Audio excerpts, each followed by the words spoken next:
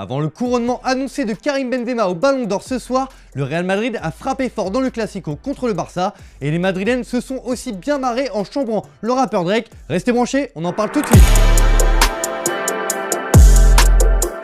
Salut les amoureux du ballon, ravi de vous retrouver pour un nouveau JT Foot Mercato. Avant de parler de l'affaire Alaba versus Drake, on va s'intéresser au Bayern Munich qui revient très fort ces derniers temps. Et le moins que l'on puisse dire, c'est que les Bavarois ne font pas dans la dentelle. Hier soir, les Munichois ont balayé Fribourg 5-0 et sont passés devant leur adversaire du soir. Après un début de saison poussif, les hommes de Julian Nagelsmann sont enfin de retour en Bundesliga, mais restent deuxième derrière la surprenante équipe de l'Union Berlin. Depuis leur défaite contre Augsbourg 1-0 le 17 septembre dernier, les Bavarois ont enchaîné 4 victoires en 5 matchs. Seul ombre au tableau, le match nul dans le Klassiker contre Dortmund, 2 buts partout. En tout cas, ce redressement est au goût de Julian Nagelsmann, qui se sentait sous pression comme il l'a confié. Ja, ich bin heute sehr zufrieden mit dem Ergebnis, mit den 3 Punkten. Wir waren natürlich schon ein bisschen unter Druck vor dem Spiel, weil Freiburg ein extremer Konkurrent ist, sehr erfolgreich Fußball spielen, auch völlig verdient in der Liga oben mitmischen.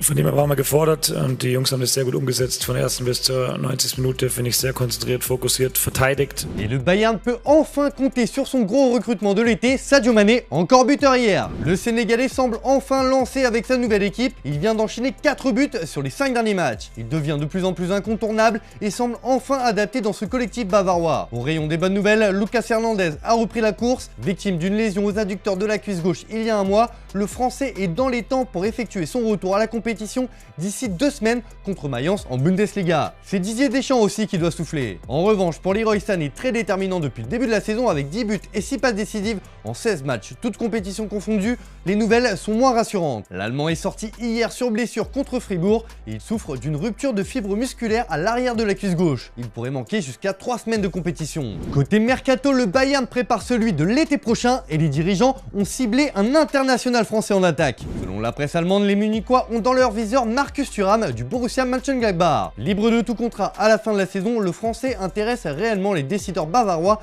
pour l'été prochain. Pour le moment, le club allemand n'en est qu'au stade du simple intérêt. Il n'y a pas encore eu de discussion avec Thuram ou son entourage, mais c'est une piste qui est vraiment étudiée par le Bayern, d'autant qu'il présente l'avantage de parfaitement connaître la Bundesliga et qu'il sera libre le 30 juin 2023. Une cible moins onéreuse que Harry Kane, qui figure donc sur les tablettes des dirigeants munichois. Cela serait donc une belle porte de sortie pour Marcus Thuram, qui n'aurait pas l'intention de prolonger à Mönchengladbach et qui voudrait passer un cap dans un club d'un niveau supérieur. Affaire à suivre. D'ailleurs, ça nous amène à la question du jour les amis, entre Harry Kane et Marcus Thuram, qui doit choisir le Bayern Munich? Vous nous dites tout dans les commentaires et on en reparle dès demain. Il y avait aussi le Classico hier après-midi entre le Real Madrid et le FC Barcelone. Si les Catalans ont perdu, celui qui a perdu gros, c'est le rappeur Drake. Le rappeur américain a fait une folie et aurait peut-être dû s'abstenir de parier. Avant la rencontre, le chanteur avait fait le malin sur son compte Instagram en indiquant qu'il avait misé pas moins de 800 000 $ sur la victoire du Barça contre le grand rival madrilène. Oui, mais sauf que les merengues se sont imposés 3-1, alors forcément, les joueurs du Real s'en sont donnés à cœur joie, à l'image de David Alaba qui s'est régalé à chambrer Drake. Sur Insta, l'Autrichien a carrément mentionné l'artiste canadien pour le troller.